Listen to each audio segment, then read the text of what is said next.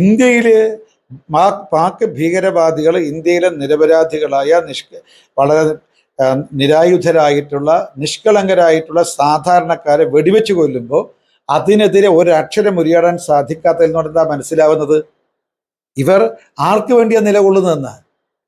ഈ പാകിസ്ഥാൻ നടത്തുന്ന ഈ ഭീകരതയോട് അതിനെ അനുകൂലിക്കുന്നവർ സ്വാഭാവികമായിട്ടും പാകിസ്ഥാന്റെ ബ്രാൻഡ് അംബാസഡർമാരി മാറുകയാണ്. ഇപ്പം അക്കാര്യത്തിൽ ഇവിടുത്തെ LDF സ്ഥാനാർത്ഥി ആയിക്കോട്ടെ, LDF സ്ഥാനാർത്ഥിയെക്കുറിച്ച് വ്യക്തിപരമായി പറയുന്നില്ല. പക്ഷെ മാർക്സിസ്റ്റ് പാർട്ടി നയാണ്. അവർ ഇന്ത്യയോടൊപ്പമല്ല, അവർ മറ്റ് പാകിസ്ഥാനോടൊപ്പമാണോ എന്ന് സംശയമാണ് ഈ നാട്ടിലെ ജനങ്ങൾക്കുള്ളത്. നമസ്കാരം. നമസ്കാരം നമസ്കാരം നമസ്കാരം ചേട്ടാ, ഇപ്പോൾ നിലമ്പൂർ ഇലക്ഷനുമായി ബന്ധപ്പെട്ടുകൊണ്ട് BJPക്ക് ഒരു പുതിയ സ്ഥാനാർത്ഥി എന്നുള്ള രീതിയിലേക്ക് മോഹൻ ജോർജ് വന്നിരിക്കുകയാണ്. അതിന് പ്രതിപക്ഷ പാർട്ടികളൊക്കെ വലിയ വിമർശനം ഉന്നയിക്കുന്നുണ്ട്.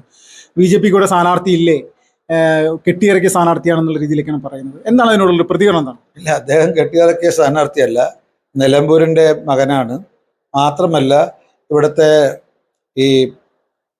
ഈ നാട്ടിലെ ഈ നാടിൻ്റെ നിലമ്പൂരിൻ്റെ മണ്ണിൻ്റെ മണം ഉൾക്കൊള്ളുന്ന മലയോരത്തിൻ്റെ മകനാണ് ഈ മോഹൻ ജോർജ്.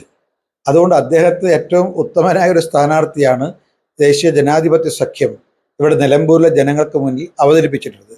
എന്തുകൊണ്ടാണ് LDFും UDFും ഈ സ്ഥാനാർത്ഥിക്കെതിരായിട്ട് പറയുന്നത്? അവർക്ക് മറ്റൊന്നും പറയാൻ ജനങ്ങളോട് പറയാനില്ല. കാരണം 65 കൊല്ലക്കാലം ഈ നിയോജക മണ്ഡലത്തെ എല്ലാ രംഗത്തും അവഗണിച്ചിട്ടുള്ള ഒരു വികസന പ്രവർത്തനവും നടത്താത്തതിൻ്റെ കുറ്റബോധവും അപകർഷതാബോധവുമാണ് ഈ CPMനെയും കോൺഗ്രസിനെയും BJPക്കെതിരായിട്ട് NDAക്കെതിരായിട്ട് അടിസ്ഥാനരഹിതമായിട്ടുള്ള ആരോപണം നടത്താൻ അവരെ പ്രേരിപ്പിക്കുന്നത്. അവർക്ക് ജനങ്ങളോട് ഒന്നും പറയാനില്ല. സത്യത്തിൽ തലയിൽ മുണ്ടിട്ട് വേണം കോൺഗ്രസിനും CPMനും ജനങ്ങളോട് വോട്ട് ചോദിക്കാൻ. അതേസമയത്ത് നിലമ്പൂരിലെ ജനങ്ങളോട് അഭിമാനത്തോടെ അന്തസ്സോടെ വോട്ട് ചോദിക്കാൻ സാധിക്കുന്ന ഏക മുന്നണി BJP നേതൃത്വം നൽകുന്ന ദേശീയ ജനാധിപത്യ സഖ്യം NDA ആണ്. അതിന് കരുത്തനായ സ്ഥാനാർത്ഥി തന്നെയാണ് ഇപ്പം ഞങ്ങൾ നിർത്തിയിട്ടുള്ള അഡ്വക്കേറ്റ് മോഹൻ ജോർജ്. അതായത് ഞങ്ങളുടെ മുദ്രാവാക്യം തന്നെ മാറാത്തത് ഇനി മാറും. ഞങ്ങൾ മലയോരത്തെ ജനങ്ങളോടും അതേപോലെ നിലമ്പൂരിലെ ജനങ്ങളോടും പറയുന്നത്, ഇതുവരെ നിങ്ങളെ ഈ CPMും കോൺഗ്രസും വഞ്ചിച്ചു, അവർക്ക് ഒരു മാറ്റം ഉണ്ടാക്കാൻ പറ്റിയിട്ടില്ല. പക്ഷേ ഇനി നിങ്ങൾ മോഹൻ ജോർജിന് NDAക്ക് ഒരു അവസരം കൊടുത്താൽ മാറാത്തത് ഇനി മാറും എന്ന കാര്യത്തിൽ യാതൊരു സംശയവുമില്ല. അത് ഞങ്ങളുടെ NDA എന്താണ്, LDF UDF എന്താണെന്ന് നിലമ്പൂരിലെ ജനങ്ങൾക്ക് ഒറ്റ നോട്ടത്തിൽ മനസ്സിലാവും. അതിന് പ്രകടമായ ഉദാഹരണമാണ് 1-2 പതിറ്റാണ്ടിലധികം കാലമായിട്ട് ഈ LDFും UDFും പ്രഖ്യാപിച്ചിട്ടുള്ള ഇവിടുത്തെ ബൈപ്പാസ്. അതിപ്പോഴും അങ്ങനെ തന്നെ നിൽക്കുക.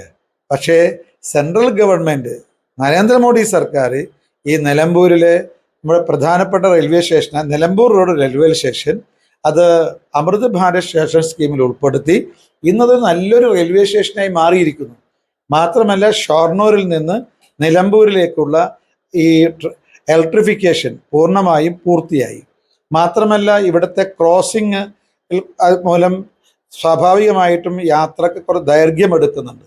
ആ ട്രാഫിക് ഇത് പരിഹരിക്കാൻ വേണ്ടിയിട്ടുള്ള അതിനു പോലും പരിഹാരം കണ്ടെത്തിയിട്ടുണ്ട്. ഞാൻ സൂചിപ്പിക്കുന്നത് കേന്ദ്ര സർക്കാർ ചെയ്യാവുന്ന എല്ലാം ചെയ്തു. എന്നാൽ ഈ കേരളം ഭരിച്ച LDF UDF സർക്കാർ നമ്മുടെ നിലമ്പൂരിലെ ജനങ്ങളെ വഞ്ചിക്കുകയാണ് ചെയ്തത്. ഒരു വികസന പ്രവർത്തനം നടത്താൻ 65 കൊല്ലമായിട്ട് ഇരു മുന്നണികൾക്കും കഴിഞ്ഞിട്ടില്ല. ഇപ്പോൾ ഹമാസ് വിഷയം, അത് വലിയ തരത്തിൽ ഹമാസിനെ പിന്തുണച്ച പ്രധാനപ്പെട്ട 3 സ്ഥാനാർത്ഥികളിവിടെ ഉണ്ട്. ഒന്ന് ആര്യടൻ ഷൗക്കത്ത്, 2 പാകിസ്ഥാൻ ഇന്ത്യ സംഘർഷം വന്ന സമയത്ത് സമാധാനം വേണമെന്ന് പറയുകയും, ഇസ്രായേൽ ഹമാസ് സംഘർഷം വന്ന സമയത്ത് ഹമാസ് ചെയ്യുന്ന പ്രവൃത്തികളെല്ലാം അത് ചെയ്യുന്ന രീതി നമ്മളെല്ലാവരും ഇഷ്ടപ്പെടണമെന്നുള്ള രീതിയിലേക്ക് പറഞ്ഞ ഒരാൾ കൂടിയാണ് സ്വരാജ്, CPM സ്ഥാനാർത്ഥി. പിന്നെ അൻവറും ഇതേ സമാനമായിട്ടുള്ള നിലപാടെടുക്കുന്ന ആളാണ്.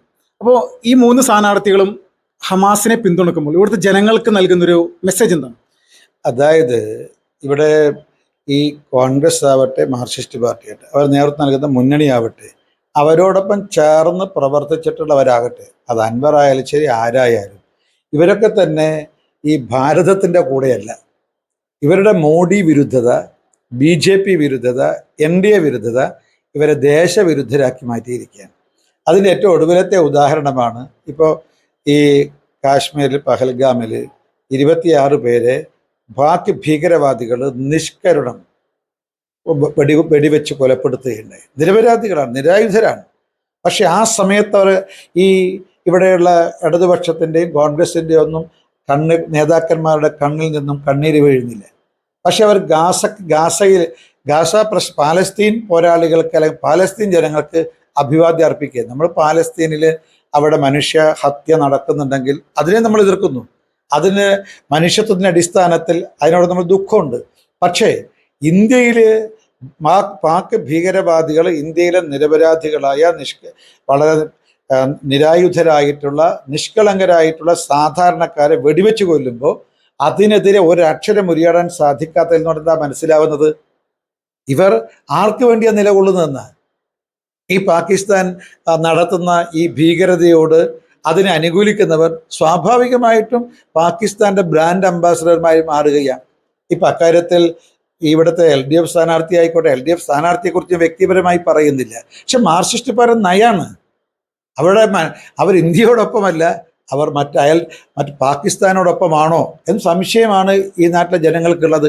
ഇതേപോലെ തന്നെയാണ് പ്രധാനമായിട്ട് ഈ കഴിഞ്ഞ ദിവസം നമ്മുടെ ഗവർണറുടെ ഒരു പുഷ്പാർച്ചന, അത് ഗവർണർ മന്ദിരത്തിലുണ്ടായ സമയത്ത് ഭാരത് മാതാവിൻ്റെ ഫോട്ടോ അല്ലെങ്കിൽ ചിത്രത്തെ അധിക്ഷേപിച്ചുകൊണ്ടുള്ള പരസ്യമായിട്ടുള്ള പ്രസ്താവന നടന്നു. ഇതുപോലെ ഈയുള്ള ചിത്രങ്ങൾ നമ്മുടെ മതേതരത്തിനെതിരാണെന്ന് പറയുകയും അതോടൊപ്പം തന്നെ കഴിഞ്ഞ CPM-ന്റെ ദേശീയ സമ്മേളനത്തിൽ ഹമാസ് ഭീകരവാദികൾ കഴുത്തിലണിയുന്ന കഫിയ ധരിച്ചുകൊണ്ടുള്ള ഒരു പ്രതിഷേധമൊക്കെ ഇസ്രായേലിനെതിരെ ഒരു നടത്തുകയും ചെയ്തു. അപ്പോൾ ഇത് എങ്ങനെയാണ് ഇതിനൊന്ന് കൂട്ടി യോജിപ്പിക്കാൻ സാധിക്കുക? അല്ലല്ല, ഇത് പിന്നെ നമ്മുടെ ഇതിൽ ഈ ഭാരത് മാതാവിൻ്റെ ഫോട്ടോവിന് മുന്നിൽ പുഷ്പാർച്ചന നടത്തുന്നത്, മാല ചാർത്തുന്നത്, അതിൽ നിന്നും അതിനെ ബഹിഷ്കരിക്കുക എന്ന് പറയുന്നത് ഇന്ത്യ വിരുദ്ധ പ്രവർത്തനമാണ്, ദേശവിരുദ്ധ പ്രവർത്തനമാണ്. ഞാൻ നേരെ സൂചിപ്പിച്ചില്ലേ, ഇന്ത്യയെ താഴ്ത്തിക്കെട്ടാനും ഇന്ത്യൻ സൈന്യത്തെ അപമാനിക്കാനും അവഹേളിക്കാനും കോൺഗ്രസും തയ്യാറാകുന്നു, ഇടതുപക്ഷ പാർട്ടികളും തയ്യാറാകുന്നു. അപ്പോൾ നമ്മുടെ സൈന്യത്തെ ഇകഴ്ത്തിക്കാട്ടുമ്പോൾ അവർ പ്രകീർത്തിക്കുന്നത് പാകിസ്ഥാൻ സൈന്യത്തെയാണ്. ഇപ്പം നമ്മുടെ ഏറ്റവും കൂടുതൽ ഓപ്പറേഷൻ സിന്ദൂരിൽ പാകിസ്ഥാൻ കനത്ത ആഘാതമാണ് നമ്മുടെ സൈന്യം ഏൽപ്പിച്ചത്. അതിനെ പാക് പ്രധാനമന്ത്രി അംഗീകരിക്കുന്നു, പാകിസ്ഥാൻ പ്രതിരോധ മന്ത്രി അംഗീകരിക്കുന്നു. പക്ഷേ ഇവിടുത്തെ കോൺഗ്രസും മാർക്സിസ്റ്റ് പാർട്ടിയും പറയുന്നു സൈന്യം നടത്തിയ ഓപ്പറേഷൻ സിന്ദൂർ ഒരർത്ഥത്തിൽ പരാജയം എന്ന രീതിയിൽ വരുത്താനാണ് അവർ ശ്രമിക്കുന്നത്. അത് പാകിസ്ഥാനെ ഉയർത്തിക്കാണിക്കാനും ഭാരതത്തെ ഇകഴ്ത്തി കാണിക്കാനുമാണ് ഇവർ തയ്യാറാകുന്നത്. അത് കോൺഗ്രസ് ആവട്ടെ, മാർക്സിസ്റ്റ് പാർട്ടി ആകട്ടെ, LDF ആവട്ടെ, UDF ആവട്ടെ, ആരാവട്ടെ, ഇവർ ഇന്ത്യ വിരുദ്ധതയാണ് പിന്തുടരുന്നത്. ഇതിനെതിരായിട്ട് രാജ്യത്തെ ജനങ്ങൾ ഈ ദേശവിരുദ്ധരെ ഒറ്റപ്പെടുത്താനുള്ള എല്ലാ ശ്രമങ്ങളും നടത്തുന്നു എന്നുള്ളതാണ് ഈ കാര്യം സൂചിപ്പിക്കാനുള്ളത്. ഏതായാലും രാജ്യസ്നേഹികളും ദേശവിരുദ്ധരും തമ്മിൽ ഒരു ചേരി നമ്മുടെ രാജ്യത്തിനകത്ത് ഉരുത്തിരിഞ്ഞു വന്നിട്ടുണ്ട്. ജനങ്ങൾ ദേശാഭിമാനത്തോടൊപ്പം ദേശസ്നേഹികളോടൊപ്പം ഭാരത് മാതാവിനോടൊപ്പം അണിചേരുമെന്ന കാര്യം ഒരു സംശയമില്ല.